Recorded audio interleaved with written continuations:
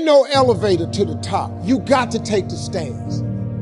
The elevator don't go to the top, man. Not in the world of success. You have control of this. This belongs to you. This is yours. You're the captain. You're the master. You're the foreman. You're the general. You're the head. Don't give control of this to nobody.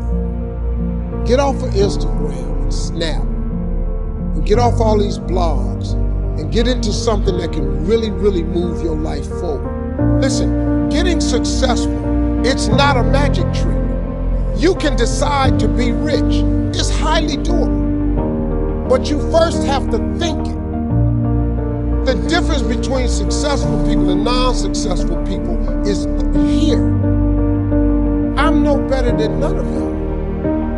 If you want to be successful, you have to change this. This has to change. Listen to me. It's not what makes it hard is your lack of belief that it can happen for you. The fact of it is, though, it's very doable. See, but you got to change, though. If you keep doing what you've been doing, you're going to keep getting what you've been getting. So if you're at a place in your life and you ain't happy with it, you have to change some things. But you have to make a conscientious decision that you're going to change. And it's not dependent on anybody else. It don't matter what your mama think. It don't matter what your coworkers think. It don't matter what your siblings think. It don't matter what your children think. It don't matter. They have nothing to do with it. This decision is yours and yours alone. Let me tell you something.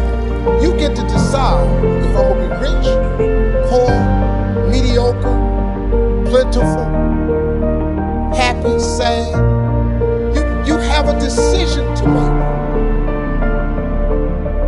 It's really not important what the majority of people that are blogging are saying.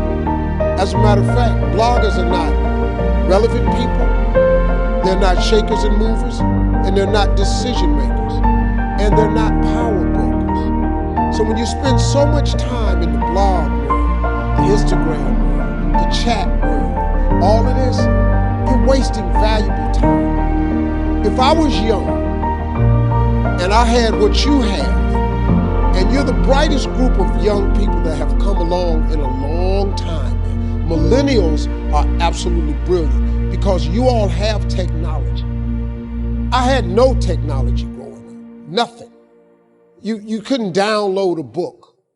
You had to go to the library, go to the card catalog, pull it open, find the book, find the number, go get on the elevator, go to the row, find the number book, get the book, and hope somebody ain't told a page out that you want to read.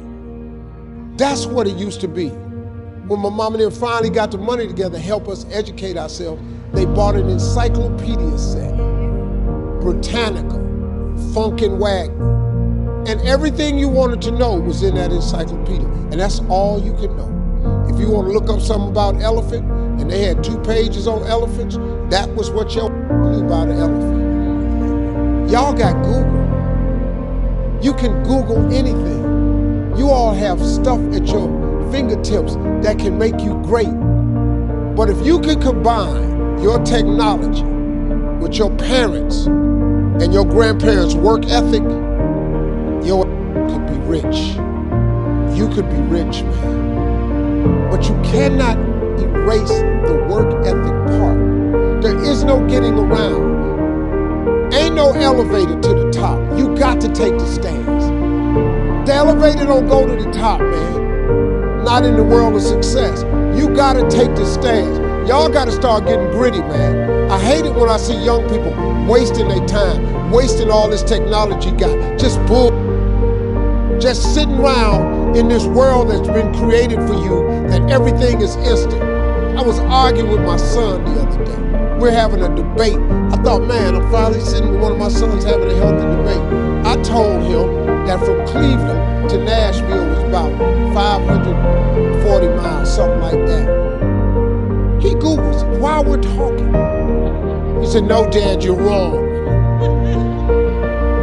It's 526 miles. I said 540. It's amazing, man, how you rely on technology and it's a help to you.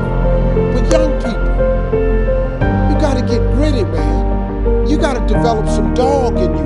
You gotta understand that success, you can't Google success. Go Google it. You can't Google it, man. I got something else for you. Because I've lived so long and I've been exposed to so many things. I've seen stuff hopefully you'll never see. And I've seen some things I hope one day you do see. But go Google exposure. It ain't gonna take you nowhere. I've been around the world, man, because I've traveled it. But I traveled it because I made myself uncomfortable. I have a life of convenience now. But in order to get the life of convenience, you gotta have a very uncomfortable life. You got to get comfortable being uncomfortable. Stop trying to do everything the short way. Stop trying to figure out the easy way, because the ain't gonna happen. I got news for you, man. It's not happening, young people. You got to get messed up sometime.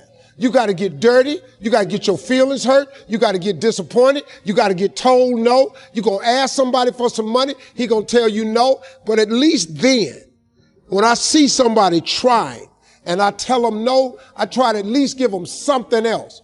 See, I'm not going to hand you a fish sandwich. I'll teach you how to fish. But I'm not giving you a fish sandwich. You can forget that.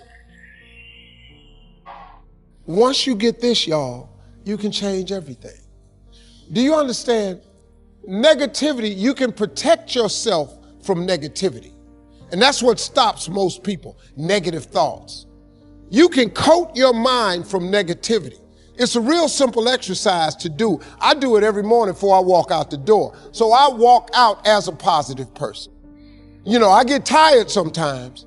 That's different from being negative, because I get mentally drained from my job at times.